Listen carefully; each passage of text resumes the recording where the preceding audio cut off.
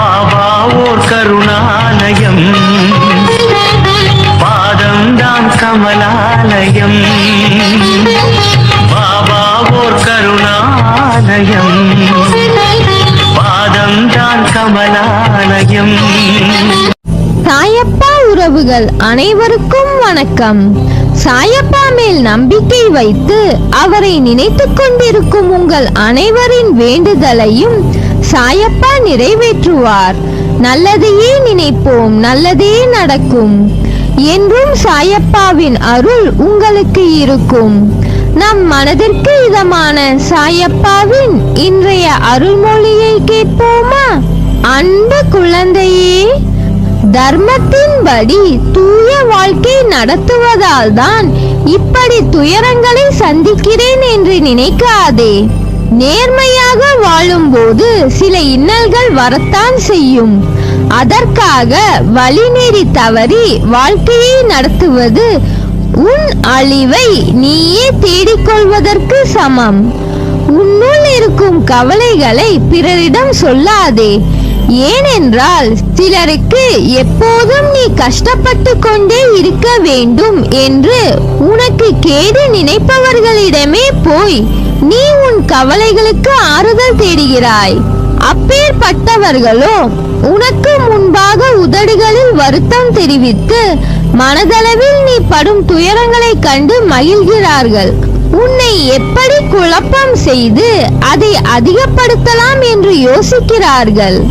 உன்மேல் உண்மையான அன்பும் அக்கறையும் கொண்டவர்கள் யார் என்பதை புரிந்து கொள். அதே சமயம் உன்னை சுற்றியுள்ளவர்களில் யார் நல்லவர் என்று நினைத்து எல்லோரையும் சந்தேகப்படாதே. அன்பை புரிந்து கொள்ளும் சூழ்நிலை நிச்சயம் வரும். எதற்காகவும் விரக்தி அடையாதே. பயமின்றி உன் இலக்கை நோக்கி போய்கொண்டிரு. யாரையும் இகழ்ந்து பேசாதே. எவரையும் துச்சமாக கருதாதே. நம்பிக்கையானவராக நீ அவர்களுக்கு இருந்தும் உன்னை காயப்படுத்தியதற்கான தீவினை அவர்களை போய் சேரும். நிம்மதியுடன் சந்தோஷத்துடன் வாழ்வாய். அதற்கு நான் பொறுப்பு.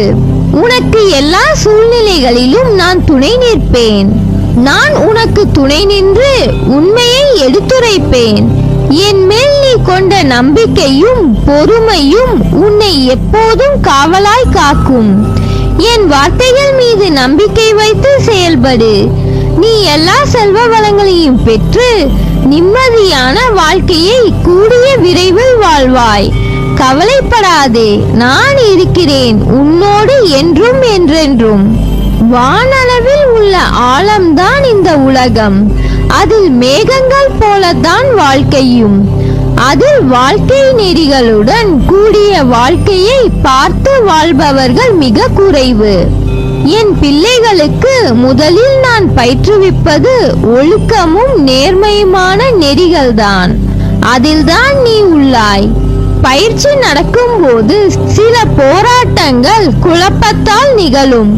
அதில் இது எனக்கு நல்லதா கெட்டதா என குழம்பி முடிவுகள் எடுக்க முடியாமல் போகும் தருணம் என எல்லாம் வரலாம். அப்படி வரவில்லை என்றால் தான் பயிற்சியின் முறைகள் சரியில்லை. பயிற்சியில் தோல்விகள் வெற்றிகள் என இரு முனைகளும் இருக்கும். அதில் வெற்றிக்காக போராடு. தோல்வி ஏற்படுகிறது என்றால் உன் சாயப்பா பெரிய வெற்றிக்கான கதவை அந்த தோல்வியில் வைத்து சாவியை உனக்கு அனுப்புவேன் என்ற உண்மையை உணர்ந்து கொள். தோல்வி எதிர்நோக்குபவர்கள் சாதனையாளர்கள் என்பதை மனதில் வைத்து என் மேல் நம்பிக்கை வைத்து பொறுமையுடன் காத்து கொண்டிரு. விரைவில் ஒரு நல்ல செய்தி உன் செவிக்கு வந்து சேரும். நீங்கள் வாழ பிறந்திருக்கிறீர்கள். வாழ்வை அனுபவித்து வாழ வேண்டும். அதற்கு தடையாக உள்ள கஷ்டங்களையும் பிரச்சனைகளையும் வேறு விதமான சூழ்நிலைகளையும் நீக்கி எல்லாவற்றிலும் சம்பூர்ணமாக வாழ வேண்டும் என்பதே என் விருப்பம். என் விருப்பம் உங்கள் வாழ்க்கையில் நடைமுறைக்கு வர வேண்டும் என்றால் நான் உங்கள் மனதில் இருக்க வேண்டும். பாபா மனதில் இருப்பதை எப்படி அறிந்து கொள்வது என கேட்கலாம். எந்த மனதில் அமைதியும் சாந்தமும் நிலவுகிறதோ, எந்த மனம் எப்போதும் அன்பினால் நெகிழ்கிறதோ, எந்த மனம் எப்பொழுதும் பொறுமை காக்கிறதோ, எந்த மனம் அனைத்தையும் சகிக்கிறதோ, அந்த மனதில் பாபா இருக்கிறார். சில நேரங்களில் கஷ்டம் கலங்க செய்யும், வேதனை திகைக்க வைக்கும், பிரச்சனைகள் மூழ்கடிப்பது போல தெரியும். ஆனால் திகைக்க கூடாது. எல்லாவற்றையும் முன் ஜென்மத்து வினை என எடுத்துக்கொண்டு இனி வரும் நாட்களில் நன்றாக இருப்பதற்காக இந்த நிலையை பாபா தருகிறார் என ஏற்றுக்கொள்ள வேண்டும். பாபா எனக்கு எதையும் செய்யவில்லை என கதறி அழுத நாட்கள் உண்டு. அழுத நாட்கள் முடிந்து போகும். ஆனந்தமான காலம் உங்களுக்காக காத்திருக்கிறது. மரம் இலைகளை உதிர்க்க ஆரம்பித்து மொட்டையாகி நின்றால் மரம் பட்டுவிட்டது என நாம் பதறுவதில்லை. இது இலையுதிர் காலம், இனி வசந்த காலம் வரும் என்பதை நினைத்து காத்திருப்போம். இந்த துன்ப நாட்கள் முடிவுக்கு வந்து உங்களுக்கு இன்பம் சேரப்போகிறது. அன்றைக்கு நீங்கள் தகுதியாக இருப்பதற்காக இந்த கஷ்டம் என்ற பயிற்சி அளிக்கப்படுகிறது. பாபா எப்படி முழுமையானவரோ அப்படியே நீங்களும் முழுமையான தகுதி உடையவர்கள். அவரே முழுமையை நோக்கி உங்களை அழைத்து செல்வார் என்பதை உணருங்கள். குழந்தையே, இயல் வாழ்க்கை வேறு, ஆன்மீக வாழ்க்கை என்பது வேறல்ல. அறம் சார்ந்த சத்திய இறை பண்புகளுடன் மனநிறைவுடன் இகத்தில் வாழ்ந்து இன்ப துன்பத்தை கடந்தும் இன்மை மறுமை சுழற்சிகளில் இருந்து விடுவித்துக் கொள்வதே ஆன்மீக வாழ்க்கையாகும். வாழ்க்கையில் நிகழும் அனைத்தும் இன்பமோ துன்பமோ எல்லாம் எப்படி எடுத்துக்கொள்கிறோம் என்பதை பொறுத்துதான் வாழ்க்கையின் நினைவுகள் அமையும். இன்பம் என்று சொல்லிக்கொண்டே இருந்தால் அது தன்னால் விலகுமா என்றால் இல்லை.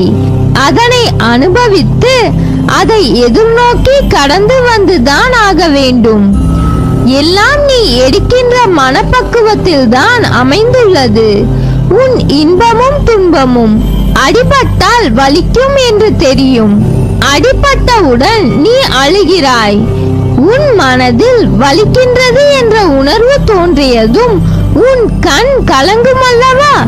அதற்காக இனிமேல் எங்கேயும் செல்லக்கூடாது, நகரக்கூடாது, அப்போதுதானே அடிபடும் என்று யோசித்தால் வாழ முடியுமா? அதை போல துன்பம் உன்னை காயப்படுத்தும் என்று தெரியும், அது வலிக்கும் என்றும் தெரியும்.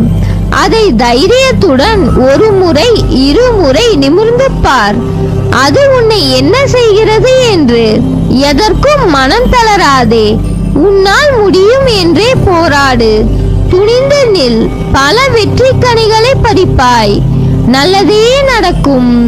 நீ என் பரிபூர்ண அருளும் ஆசீர்வாதமும் அன்பும் பெற்ற என் செல்ல பிள்ளை.